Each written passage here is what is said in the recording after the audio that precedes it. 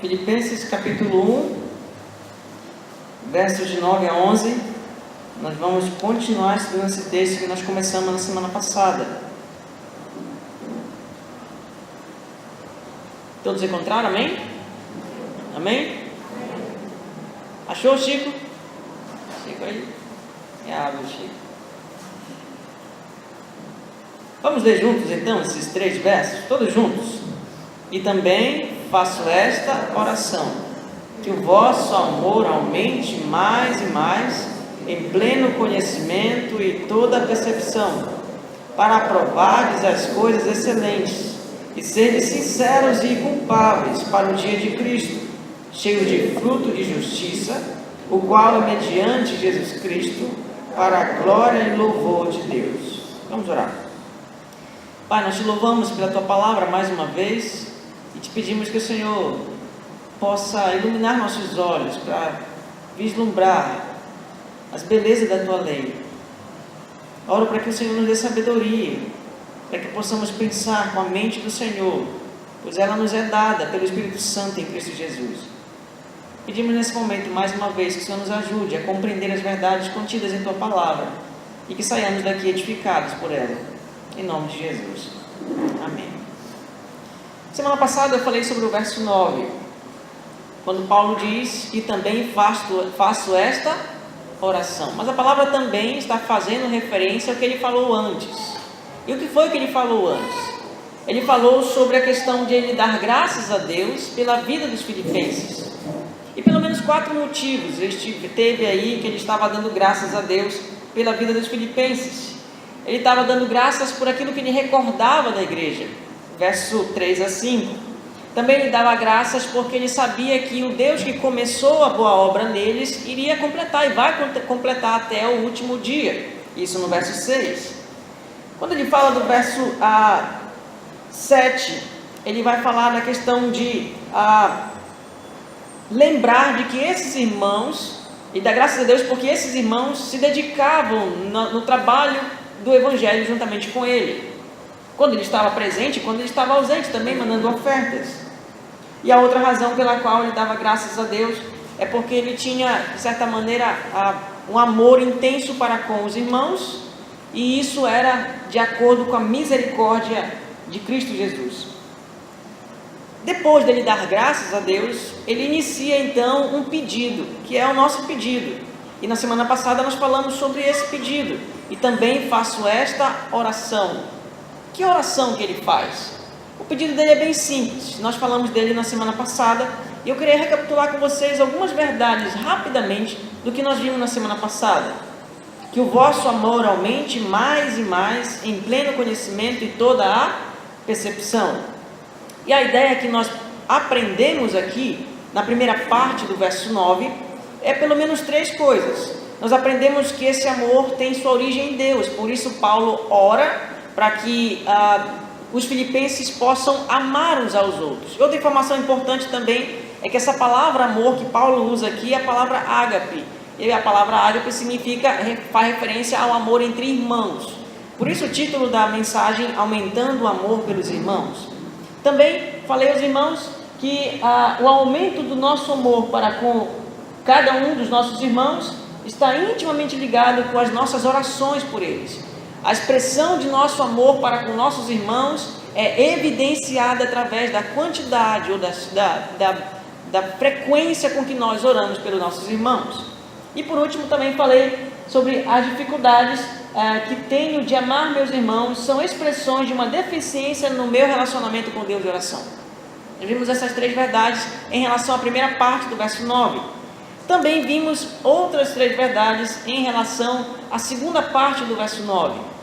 Primeiro nós vimos aí que amamos verdadeiramente nossos irmãos quando buscamos crescer no conhecimento das Escrituras. Em segundo lugar, nós também aprendemos aqui que a maneira como tratamos nossos irmãos revela como está o nosso coração. E por último, nós também meditamos e vimos esse princípio, essa verdade, que faz referência à ideia de amor. O amor não é aquele sentimentalismo egoísta ensinado pelo mundo, mas um amor obediente à palavra de Deus. Por isso no verso 9 diz que é em pleno conhecimento, em correto conhecimento e toda percepção. Conhecimento fazendo referência ao aprendizado da Escritura e toda percepção fazendo referência à ideia de uma busca ou uma percepção de coisas boas, vamos dizer assim, ou de tomada de decisões, que é o que ele vai desenvolver agora no verso 10. E aí nós entramos no que nós vamos meditar hoje. Olhe lá para a sua Bíblia, olha aqui no slide também, tem um texto, o verso 10 diz assim, que ele ora para que esse amor entre os irmãos aumente, de acordo com a Escritura, em toda a percepção, com o propósito. Olha o propósito, para aprovardes. Quando ele fala a palavra aprovardes, a ideia é de testar, examinar. A ideia que era muito usada para testar metais, era essa palavra usada. Ela era usada de certa maneira para, não tem aquela, de vez em quando, acho que até hoje ainda tem esse hábito, acho que, não, né, dificilmente se vê hoje. Mas a pessoa pegava a moeda e morde assim, já perceberam? Alguma pessoa já fez isso perto de vocês? Esse hábito surge mais ou menos dessa época, de testar metais, para saber se é de verdade realmente. Esse era um jeito, né? Não era igual aqui não. Mas a ideia de provar para ver se algo é puro. E aqui a palavra é usada para provar metais. Só que aqui ele diz que é para provar as coisas excelentes. O que Paulo quer dizer com coisas excelentes? Paulo está dizendo aqui, usando essa palavra, traz a ideia de incontáveis decisões na vida que temos que tomar. E nessas incontáveis decisões temos que experimentar o que é melhor. Então tomar uma decisão direta entre o certo e o errado. O que você precisa é de ter um discernimento extraordinário a ponto de perceber claramente as coisas, o que realmente importa. Então quando Paulo fala aqui que o propósito para o qual ele ora para que esses irmãos amem uns aos outros é a fim de que eles possam experimentar ou testar ou escolher o que é mais importante ou as coisas mais excelentes. Por isso ele fala de coisas excelentes. Assim, podemos concluir que a nossa aprovação ou escolha por coisas excelentes ou importantes depende do aumento do nosso amor para com os nossos irmãos, que vem de acordo com as Escrituras. Repetindo de uma outra forma, para que eu possa tomar decisões em busca do que realmente é importante, é necessário que eu ame meu irmão mais e mais. E esse aumento desse amor vem através das orações. Foi isso que vimos na semana passada. Oramos uns pelos outros para que o nosso amor uns pelos outros aumente. E uma vez o nosso amor uns pelos outros aumentando, então nós adquirimos capacidade de escolher o que realmente importa. Deu para entender isso? Tranquilo? Paulo está dizendo que esse é o propósito para o qual o aumento do amor uns para com os outros deve surgir entre nós. Então nós aprendemos essa seguinte verdade. Aprendemos a escolher coisas realmente importantes à medida em que nosso amor pelos irmãos cresce. Repetindo, aprendemos a escolher coisas realmente importantes à medida em que nosso amor pelos irmãos cresce. E é isso que nós aprendemos aqui. Mas você já percebeu que todos os dias nós fazemos escolhas? Todos os dias. Você escolheu hoje que roupa você iria vestir, que calça você iria vestir, que sapato, que camisa, que gravata. Você escolheu hoje se você vinha para cá ou iria para outro lugar. Você escolheu basicamente o que você iria comer hoje ou o que não iria comer.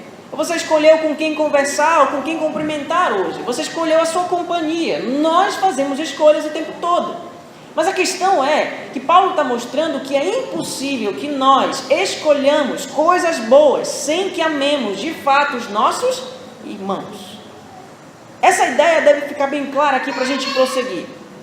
Eu preciso ter um aumento do amor para com o meu irmão, assim eu tenho condições de perceber o que é mais importante. E é interessante pensarmos no que é mais importante, porque como fazemos escolhas todos os dias, nós escolhemos coisas que para nós são importantes, não é verdade? Só que aí está o problema. Quando eu não tenho esse aumento do amor para com o meu irmão, então eu não consigo identificar ou até mesmo sentir a necessidade de tomar escolhas que me conduzam ao que é excelente. Porque nós valorizamos muitas e muitas coisas diferentes. Uns valorizam mais o dinheiro do que os relacionamentos. Outros valorizam mais os relacionamentos do que os bens. Depende daquele conceito do que é para você importante. Algumas pessoas valorizam o relacionamento com a esposa ou com o esposo de uma maneira mais importante do que o relacionamento com os filhos. Ou vice-versa. Depende do conceito que você tem do que é importante. Mas para que esse conceito do que é importante fique claro, você precisa ter o amor para com o seu irmão crescente em você. Mas é importante pensarmos um pouco nisso em relação às escolhas que fazemos.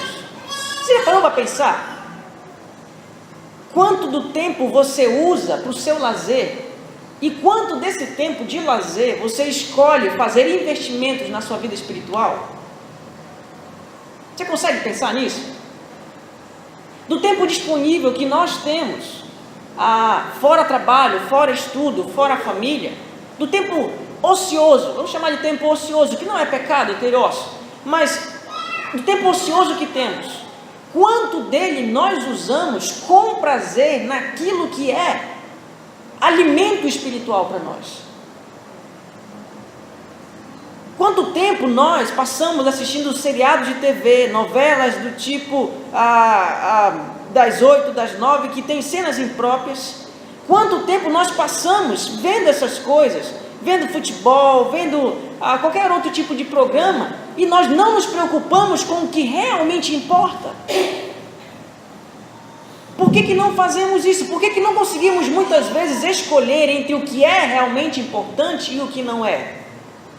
Porque pode ser que nós estejamos crescendo na vida espiritual. É possível que o crescimento na vida de pessoas seja evidente, seja claro, seja notório, mas na vida de outros não. E como é que percebemos isso? A partir das escolhas que fazemos em investimentos no que é importante. Sua leitura está comprometida com o que é importante? Você consegue separar no mês o que você conseguiu ler das escrituras, de livros que vão ajudar você na sua vida espiritual, em relação à quantidade de informações que você leu na internet, no celular, em qualquer outra rede social? Você consegue calcular isso? Por que a gente não escolhe muitas vezes o que é importante? Porque muitas vezes o que é importante não é importante para nós. E por que não é importante para nós? Porque parece que muitas vezes nós ficamos parados no tempo. Você já conseguiu perceber o crescimento das pessoas como é? Físico. Você vai ver uma criança, a criança está daquele tamanho. Ela convive com você, você não percebe. Mas depois de um tempo, você vai ver ela depois de 1 ano ou 2, ela dá um upgrade, né? Rápido, cresce. Agora você já percebeu um adolescente?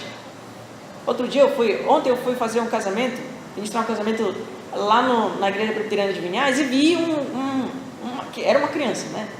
Era uma criança, naquela minha época era bem aqui assim, mais ou menos. Tinha aqui em torno de 9 anos, acho que menos talvez, 8 anos. Fui ver o rapaz, eu chamo de rapaz já, né? Fui ver ele ontem, meu Deus, se bem que para passar de mim precisa de muita coisa, né? Mas ele acho que não faz nem 1 ano que eu não via ele. E parece que deram alguma coisa para aquele menino, que ele cresceu muito rápido. E por que a gente não cresce? Porque muitas vezes nossas escolhas estão sendo direcionadas por coisas que não são realmente importantes. Como aproveitamos nosso tempo com a família? Você parou para pensar que muitas vezes nós estamos com a nossa família, mas nós não fazemos investimento nos nossos relacionamentos na família? A gente está com a família e parece que está tudo tranquilo, tudo normal, numa boa. Quando a gente está no trabalho, a gente começa a investir em questão de produção. Quando a gente está, talvez, envolvido em algum serviço na igreja, a gente procura fazer com excelência e fazer aquilo, e buscar conhecimento para fazer aquilo com excelência. Por que com a família a gente não faz a mesma coisa? É porque muitas vezes a gente não escolhe o que é importante. O que nós decidimos fazer com o nosso dinheiro? Se tem uma coisa que nós temos dificuldade como cristãos do século XXI, é falar de finanças. Falou de dinheiro, pronto, é pastor universal. Não, a palavra fala também de dinheiro. Mas quanto você se preocupa em tomar suas decisões para investir na sua vida espiritual ou até mesmo na formação espiritual de alguém? Quanto você separa do seu orçamento, seja lá ele qual for, se é grande, se é pequeno, mas quanto você separa para investir na sua vida, na compra de livros, no investimento de material, em pagar um curso para que você possa aprender e crescer na vida espiritual, ou até mesmo investir na vida de pessoas que estão iniciando a vida cristã. É muito fácil, gente. A gente chega aqui e começa a falar assim, irmão, vamos ter um negócio de um churrasco, um lazer lá na litorânea, assim, torne e deixa, os irmãos precisam contribuir com R$30. Na hora. Agora chegamos aqui e dizemos, olha, tem um seminarista precisando de ajuda, assim, os irmãos... No pensamento, né? Falando que tal tem dinheiro. Ele que ajude. Por que a gente não escolhe o que é importante? Porque pode ser que nós não estejamos crescendo como deveríamos. E por que a gente não cresce como deve? Nossos cultos de oração são uma evidência ou a razão pela qual nós não crescemos. Porque nossos cultos de oração são os cultos menos frequentados pela igreja. E aqui eu já mostrei para vocês. O aumento do meu amor para com o meu irmão cresce à medida em que nós oramos uns pelos outros. É impossível crescer sem orar. E essa é uma das razões pelas quais também nós escolhemos coisas que não são importantes.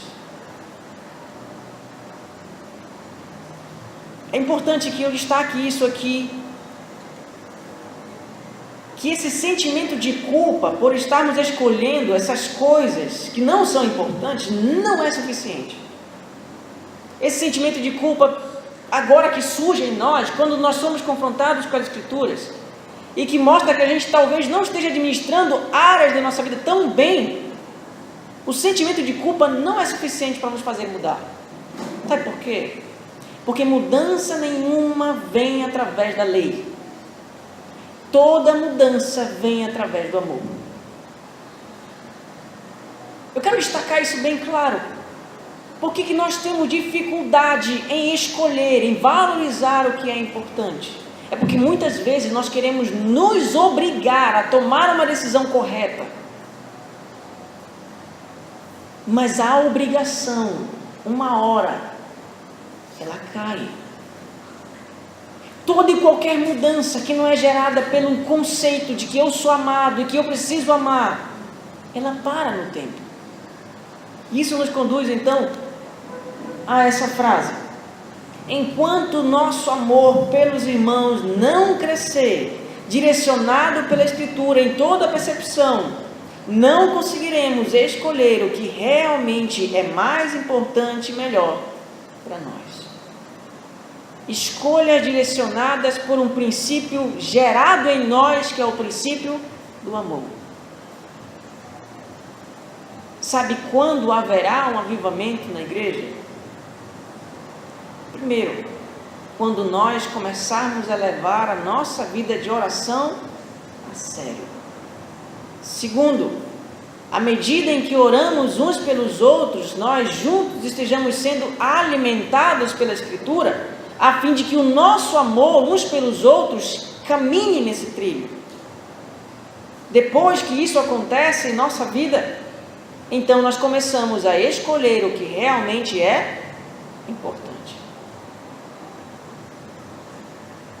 Se nosso amor pelos irmãos cresce, então escolheremos coisas importantes para a nossa vida e para a vida deles.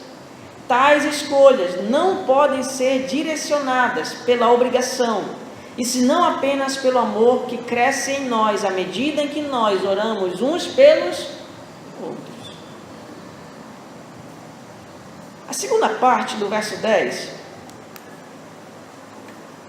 fala sobre um outro resultado desse crescimento de amor em nós, uns pelos outros. Está vendo essa letra E aí, essa conjunção? Ela não existe, no grego não tem. Quando fala serdes, é a construção de uma nova frase. Então imagina só, a ideia é a seguinte, no texto diz, olha, para aprovardes as coisas excelentes, ponto e vírgula. Que mais? Serdes sinceros e inculpáveis para o dia de Cristo. Então não é um adicional, é um outro resultado. Então você está dizendo assim, começou a ideia de que se eu tenho um aumento do meu amor para com o meu irmão, direcionado pela palavra, em toda a percepção, primeiro, eu começo a tomar escolhas certas, decisões certas. Segundo, eu começo a ter um tipo de caráter, um tipo de qualidade e virtude que me prepara para o dia de Cristo. A ideia aqui é, sedes sinceros e inculpáveis. A palavra sinceridade traz a ideia aqui daquilo que muitos de nós já sabemos. Você lembra que essa palavra aqui, no original, ela tem a sua origem quando alguns comerciantes iriam comercializar aqueles vasos de cerâmica e para esconder rachaduras no vaso, eles acabavam passando uma tinta para esconder essas falhas. Quando escondiam essas falhas, então eles vendiam aquele vaso, só que aquele vaso não estava, digamos, 100% ok. Uma vez que ele fosse colocado no calor ou alguma coisa parecida, ele rachava. E depois de um tempo também aparecia a rachadura dele. Então, alguns comerciantes honestos pegavam tipo que um selo e colocavam assim, sem cera. Quando eles colocavam esse selo sem cera, a pessoa podia ter certeza, né, no caso, de que aquele vaso não tinha rachaduras, porque não tinham passado cera para esconder as suas falhas. E todo e qualquer vaso exposto à luz do sol, que tivesse essas falhas e tivesse essa cera para cobrir essas falhas, depois de um tempo, na luz do sol, essas falhas iriam aparecer. Então, à medida em que ela fosse colocada à exposição do calor do sol, então essas falhas apareceriam. A ideia aqui, que Paulo está construindo, é que uma vez que nós estamos crescendo, nós adquirimos uma característica ou virtude que é a sinceridade. É sem cera, sem falsidade. Segundo, a palavra inculpável. A palavra inculpável aqui não é a ideia de perfeição, é a ideia de não ser tropeço para alguém e não ser ofensa para alguém. A ideia é que eu me preocupo com o meu procedimento a ponto de eu pensar no irmão para não servir de escândalo para ele. Seria mais ou menos essa ideia, a palavra inculpável. Então, duas coisas aqui Paulo destaca. Eu vivo uma vida com sinceridade, sem máscaras, sem falsidade ou sem cera. E eu vivo uma vida também onde eu me preocupo com a impressão e com a saúde espiritual de meus irmãos, a ponto de eu tentar me conduzir de uma maneira em que não sirva de escândalo para eles. E esse é um estilo de vida que é direcionado, aponta para o dia de Cristo. A ideia básica é essa. Esse tipo de comportamento é desenvolvido por pessoas que esperam o dia de Cristo. É um vislumbre da vida do céu agora. Seria essa a ideia. Eu vivo dessa maneira porque eu estou esperando e aguardando o dia de Cristo. Um cristão realmente salvo é aquele que, primeiro, cresce em amor pelos irmãos. Segundo, direcionado pela palavra de Deus. Terceiro, toma decisões que valorizam o que realmente importa. Quarto, busca colocar suas falhas à luz da Escritura para o seu crescimento. E quinto, se esforça para dar um bom testemunho, para não escandalizar a seus irmãos. Quando eu pego tudo isso e entendo agora eu vejo que isso é uma consequência de um avivamento produzido através da oração em cada um de nós. Esse comportamento, essa virtude, ela não é só algo interno.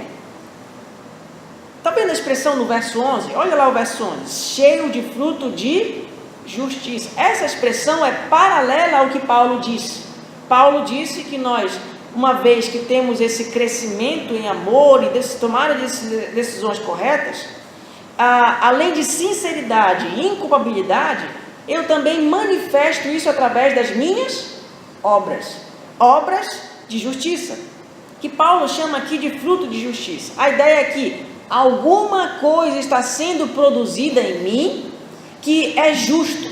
Aqui ele não está falando de justificação, aqui ele está falando de ações que estão direcionadas de acordo com o caráter de Cristo. Ou o restante do verso, o qual é mediante Jesus Cristo. Por causa de Jesus e através de Jesus, essas ações são chamadas de justas. Eu tomo as ações, mas essas ações são frutos de uma nova vida que tem sinceridade e preocupação com os irmãos. Deu para entender? A ideia básica, resumindo, uma vez que eu agora vivo a vida cristã de maneira sincera e preocupada com meu irmão, em mim é gerado obras ou ações que estão de acordo com o caráter de Cristo. Isso nos conduz então à nossa primeira verdade.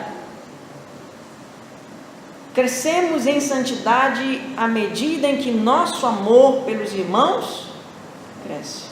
De novo, crescemos em santidade à medida em que o nosso amor pelos irmãos cresce. Santidade é um processo que envolve relacionamentos. É impossível ser separado do mundo e separado da igreja. É impossível. Todo cristão é separado do mundo para se relacionar com a igreja, com outros irmãos. A estrada do amor para com nossos irmãos é aquilo que nos conduz à cidade da integridade, do verdadeiro caráter cristão. Sem essa estrada do relacionamento saudável e amoroso com os irmãos, eu não tenho e não terei um caráter sincero, um caráter exemplar, uma vida modelo. Em outras palavras, irmãos, é impossível ter vida com Deus sem ter vida com a igreja.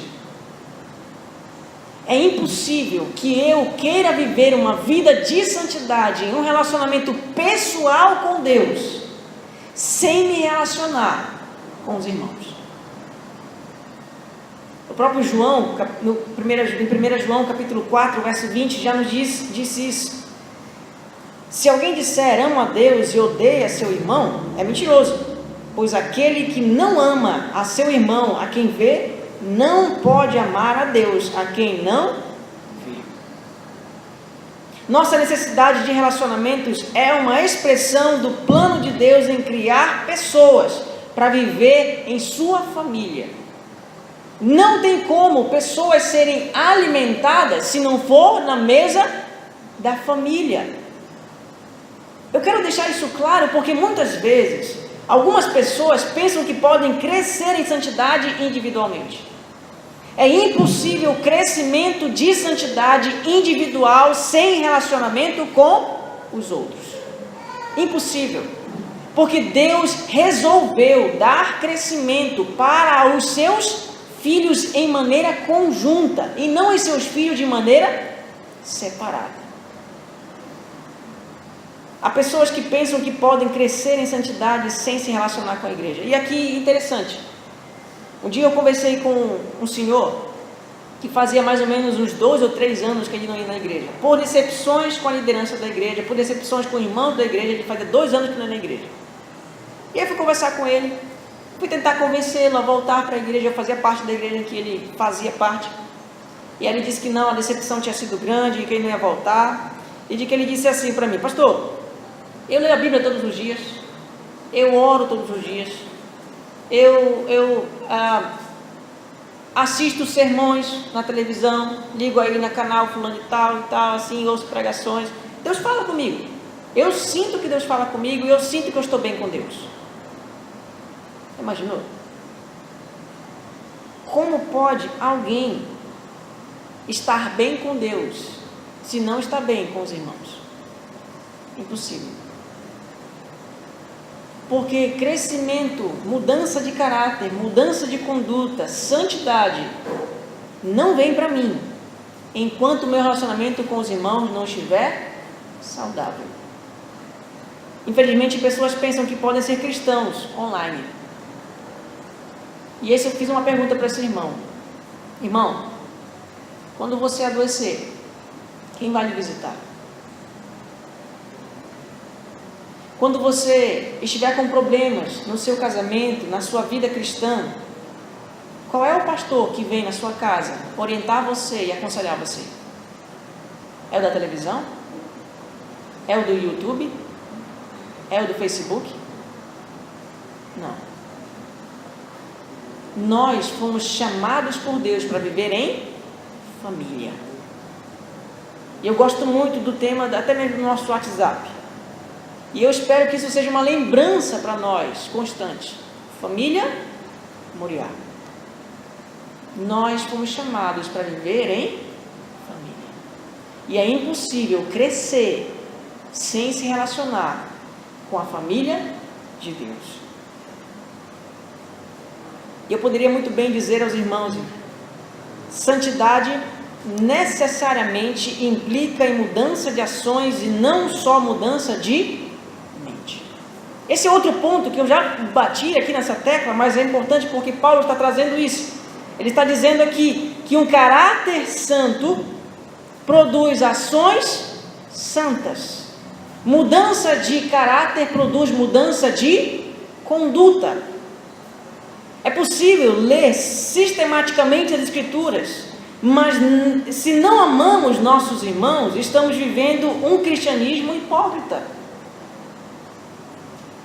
Como esse irmão que eu citei para vocês, é possível que ele esteja aprendendo o conteúdo da Escritura e ainda assim achando que é crente, e não é. Porque seu coração não consegue amar aqueles irmãos que decepcionaram ele. Seu coração não consegue perdoar esses irmãos que causaram dores a ele. E ainda assim, mesmo sem amor, mesmo sem perdão, mas lendo a Escritura, acha-se que é cristão. E não é. Há uma mudança de comportamento quando nós nos deparamos com as Escrituras, quando nós deparamos com a vida piedosa. Todos os santos buscam ler a Escritura, mas nem todos que leem a Escritura conhecem o Deus da Escritura. Isso é importante destacar porque nós pensamos que apenas investir individualmente, pensar somente na mudança de mente, traz para nós maturidade espiritual, e não traz. Quantas e quantas pessoas que você não conhece, quantos e quantos pastores, teólogos, pessoas importantes, que são conhecidas na mídia, um dia estavam pregando o Evangelho excelentemente bem, e no outro dia estavam difamando a fé e a igreja. Por quê? Porque talvez eles pensassem que Deus veio transformar somente a mente deles, mas não veio. Deus veio transformar também o comportamento, o coração, as atitudes. Pense comigo um pouquinho. Pensemos primeiro em como os fariseus conheciam a lei, mas não eram salvos. Percebeu isso?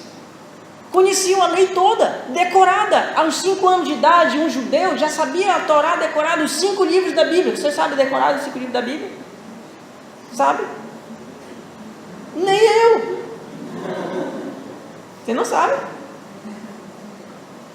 Se soubesse, eu dizia assim: tá bom, viu? Tá ótima a memória. Os fariseus sabiam. Estudavam a lei, sabiam os profetas, conheciam os salmos decorados. E nós? O conhecimento intelectual, o conhecimento teológico, bíblico deles, extrapola o nosso. Mas muitos deles não foram recebidos na glória. O que nós precisamos pensar é que o fato de nós entendermos como Deus faz as coisas na Escritura não é a mesma coisa que crescer em santidade.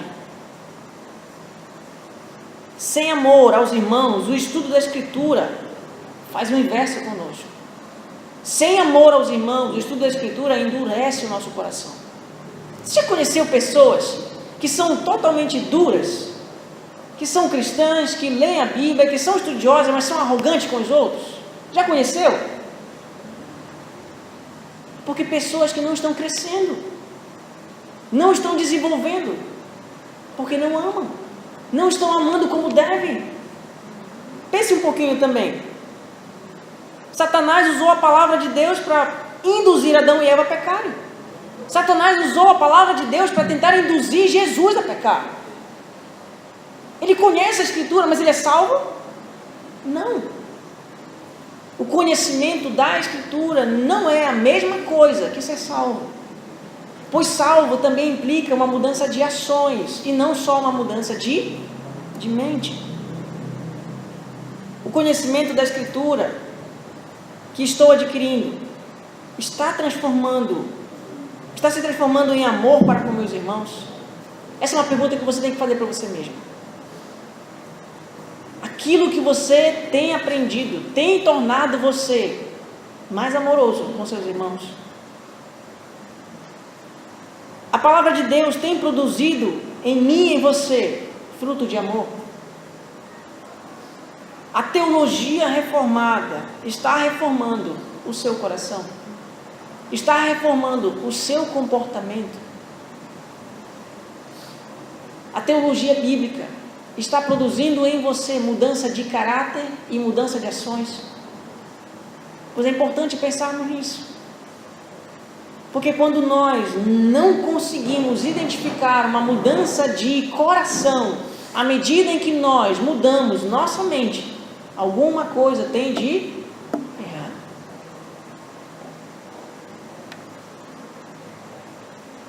Amados, eu quero encerrar com a última parte. Paulo diz que tudo isso que ele escreveu, que esse pedido de aumento de amor, para condução direcionada pela palavra, numa transformação de caráter e de conduta, na expectativa da volta de Cristo, tudo isso é vivido, ou toda essa mudança é produzida por uma razão, com um propósito, para a glória de Deus e para o seu louvor. O que nós precisamos pensar aqui é aquilo que nós lemos ainda agora em Romanos capítulo 11, verso 36. Por meio dele, porque dele, por ele e para ele são todas as coisas. A ele, pois, a glória eternamente. Deus não muda você porque ele quer mudar você. Ele muda você porque ele ama a glória dele. E ele ama a glória dele não porque ele é egoísta, mas ele ama a glória dele porque é justo amar a si mesmo, porque só ele é santo. Tudo que Deus faz é em busca de sua própria glória. E se ele não buscasse sua própria glória, ele não seria santo, porque ele é o único digno de ser glorificado. Então toda mudança, todo processo, toda transformação que há em mim e em você, não há em mim e em você prioritariamente porque Deus nos ama, mas porque ele é justo e santo. Ele faz isso para a sua glória, e nisso nós somos amados por ele. Deus faz os crentes frutíferos para o bem de sua glória. Paulo, portanto, ordenou: se então quer comer, quer beber ou fazer qualquer outra coisa, faça tudo para a glória de Deus. E isso nos conduz à última verdade, que vai trazer um teste para nós, para saber se realmente o que tem sido de mudança em nossa vida é de fato mudança. E aqui nós chegamos à última verdade. A busca da glória de Deus em tudo o que fazemos é o teste final para descobrirmos se estamos realmente crescendo em amor, caráter e santidade. De novo, a busca da glória de Deus em tudo que fazemos é um teste final para descobrirmos se estamos realmente crescendo em amor, caráter e santidade. Por que eu digo isso? Porque muitas vezes nós procuramos conhecer a Escritura para sermos reconhecidos como pessoas que dominam as Escrituras e não porque queremos contribuir para a edificação dos irmãos e glorificar a Deus. Então isso é importante que você, ao ler a Escritura, ao estudar a Escritura, ao aprender, ou ler livros de teologia e outros livros, ao ver sermões na internet, ou crescer nessa área do conhecimento, você tem que se perguntar: por que que eu estou crescendo nisso? Por que que eu quero crescer? Eu quero ser percebido como alguém que sabe da Escritura, ou eu quero, através desse conhecimento, glorificar a Deus e edificar a vida dos irmãos a quem tanto amo? É possível, irmãos, se afadigar na Escritura e ainda assim fazer isso para a glória pessoal e não para a glória de Deus. Muitas vezes procuramos de todas as formas termos uma boa moral, mas não porque queremos que a glória de Deus seja evidente, mas porque queremos que a nossa glória fique evidenciada. E aqui é outra pergunta que você tem que fazer para você mesmo e eu tenho que fazer para mim. Cada mudança que houve, cada preocupação em meu comportamento, é uma preocupação com a minha reputação ou com a glória de Deus? Eu tenho uma boa moral, eu dou meu dízimo, eu falo a verdade, eu faço o que é correto, por quê? Porque eu quero ser reconhecido ou porque eu quero glorificar a Deus naquilo que Ele tem me dado? Cada transformação de vida, cada mudança de comportamento, deve ser avaliado por nós. Por que que eu estou fazendo isso? Por que que eu estou preocupado com o que as pessoas vão pensar de mim? Eu estou preocupado com o que as pessoas vão pensar de mim porque eu quero dar um bom testemunho a fim de que Deus seja glorificado? Ou porque eu quero ser visto como alguém que realmente é piedoso? Muitas vezes servimos a igreja não para glorificarmos a Deus, mas sim para sermos reconhecidos como pessoas também espirituais. Você já parou para pensar que muitas pessoas estão dispostas a se engajarem nas atividades da igreja, mas porque elas querem de alguma maneira ser evidentes na igreja? E aqui é uma coisa que nós temos que avaliar em relação ao nosso próprio coração, porque não tem como eu dizer para você que você está fazendo isso com segundas intenções. Mas é possível que a nossa busca por servir a igreja seja uma busca por glória pessoal e não uma busca pela glória de Deus. Muitas vezes nós almejamos o presbiterato não porque queremos pastorear o rebanho, mas porque queremos ter uma consideração do rebanho para conosco. Outras vezes nós queremos chegar à ideia do diaconato, não porque queremos servir a igreja, mas porque queremos ser reconhecidos pela igreja como alguém que faz alguma coisa, é espiritual, é uma pessoa piedosa. Muitas vezes eu me peguei, irmãos, estudando bastante para pregar um bom sermão, não para a glória de Deus, mas para a minha glória. E essa é a tentação que eu e você vamos passar o tempo todo, porque a maior prova de que nós realmente estamos crescendo em amor, estamos crescendo em santidade, estamos crescendo na vida cristã, é que tudo o que fazemos para a glória de Deus. Eu já compartilhei isso aqui uma vez e acho que é necessário compartilhar de novo. Muitas vezes eu estudei sistematicamente, dedicadamente a Escritura, porque eu queria ser melhor do que outros, e não porque eu queria que Deus fosse glorificado através da pregação. Amados, eu passei escravo desse pecado durante mais ou menos uns 15 anos. 15 anos, eu prego desde 15 anos. Depois de ver isso, depois de uns 10 anos que eu percebi isso na minha vida, ainda assim, muitas vezes me pego, e eu tenho que orar. Deus me ajuda a fazer isso, não para minha glória, e sim para a tua. Porque essa é a tentação nossa. Nós queremos ser aquilo que Adão quis. ser os nossos próprios deuses, termos a nossa própria glória, termos o nosso próprio reconhecimento em tudo o que fazemos. Então nós precisamos perguntar: faço isso, faço o que faço, porque eu quero que Deus seja glorificado ou porque eu quero ser glorificado no lugar de Deus? É possível que uma igreja cresça em todas essas áreas, na administração, na palavra, no serviço, e ainda assim não seja uma igreja saudável. É possível que nós sejamos exigentes com as coisas do Senhor e ainda assim não estejamos fazendo isso para a glória de Deus. Ao mesmo tempo, temos que pensar que a preguiça, o desleixo, o descaso em relação às coisas do Senhor também é uma evidência de que nós não estamos vivendo para a glória dEle. Porque se vivêssemos para a glória dEle, buscaríamos fazer o que é mais excelente, mais aproveitável, e aquilo que é correto, com dedicação, com esmero, com esforço, com seriedade. Sinceridade também está nessas nossas motivações pelas quais fazemos as coisas, buscando a glória de Deus. A pergunta que nós devemos fazer para nós mesmos é: quais são os motivos que me levam a fazer as coisas que faço?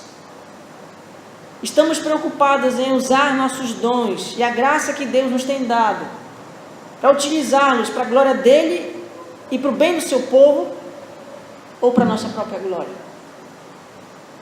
Este é o teste final, o teste dos motivos. O que nos motiva a agir corretamente?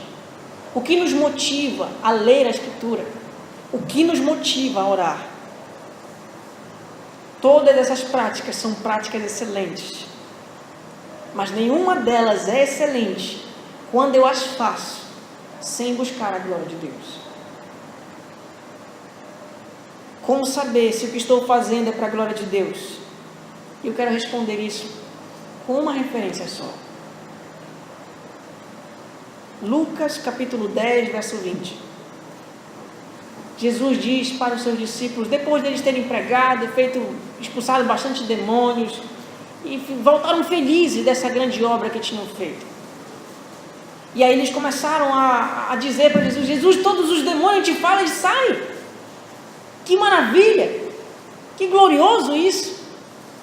E Lucas capítulo 10, verso 20, Jesus responde para ele: não obstante, alegrai-vos, não porque os espíritos se vos submetem, e sim porque o vosso nome está arrolado nos céus. Não relacione a sua alegria, a sua satisfação naquilo que você faz, nas recompensas que você tem pelo que você faz. Você deve colocar a sua alegria naquilo que você faz, porque você faz para a glória de Deus. Sabe por quê, irmãos? Porque é possível que em algum momento você deixe de fazer aquilo que você mais gosta, na igreja ou fora dela. E se você deixa de fazer aquilo que você mais gosta, na igreja ou fora dela, e fica triste, é porque pode ser que aquilo que você estava fazendo não para a glória de Deus, e sim para a sua glória. Isso é importante pensarmos, porque hoje eu posso estar pregando aqui e amanhã não.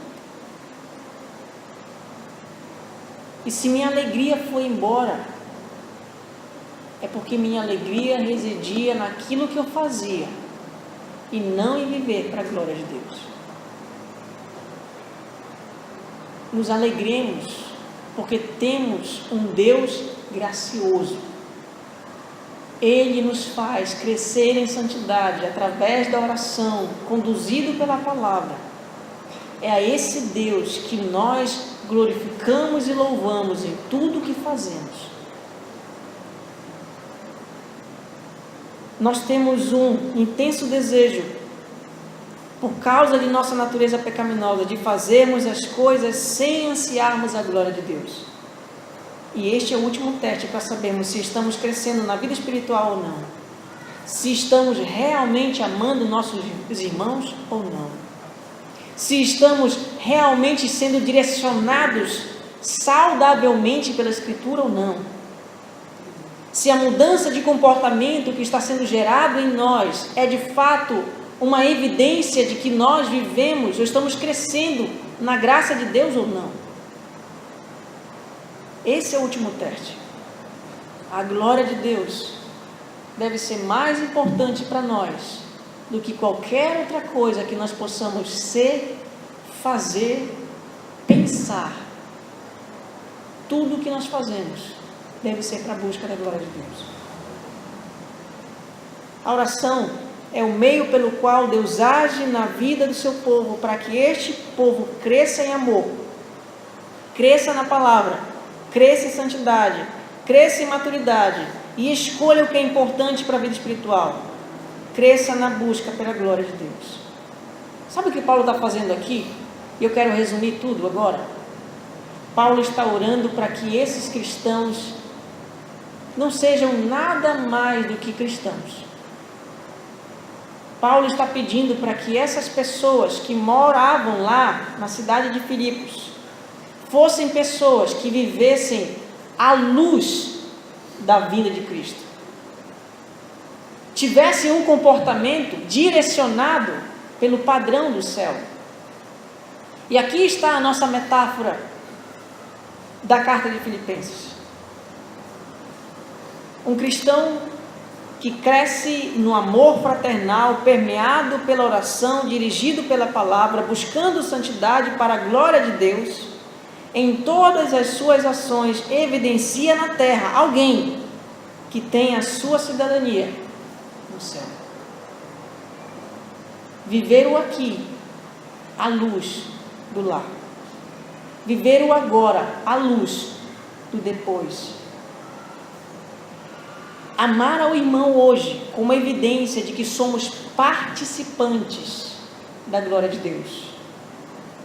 Isso é um estilo de vida na terra que está sendo direcionado por uma natureza divina do céu. E é por isso que precisamos orar. Falei sobre isso, irmãos, no domingo passado. E fiquei triste ao ver o culto de oração vazio. Ou nós vivemos a vida cristã hoje pensando no amanhã, ou então nós vamos brincar de sermos cristãos. Oração não é uma coisa irrelevante para a vida de um crente. Sem oração não existe crescimento, não existe santidade, não existe aprendizado e não existe amor. Por isso nós, diz os apóstolos, vamos nos afadigar na oração e na palavra. Sem isso, não tem vida cristã. Podemos ser cristãos e viver como se não fôssemos. Mas eu tenho certeza que nenhum de nós tem esse desejo. Se somos crentes, vivamos como os crentes. Porque estamos aqui na terra, mas nós não somos dela. Nós somos cidadãos do céu. E que Deus nos ajude a viver de acordo com essa cidadania. Que o nosso sotaque seja de lá e não daqui. Que nossas prioridades sejam de lá e não daqui. Que nossa filosofia de vida e nossas motivações, nossos princípios, nossas ações sejam direcionadas por lá e não por aqui. E que Deus nos ajude nessa tarefa. Há alguns dias eu fiz um desafio aos irmãos, orarmos todos juntos um pouco mais cedo do horário que acordamos. Se você acorda às 5, 6, 7, 8, não importa. Fiz um desafio aos irmãos, vamos acordar meia hora mais cedo para orarmos. Talvez isso soe para alguns como uma maneira legalista de viver a vida. Talvez.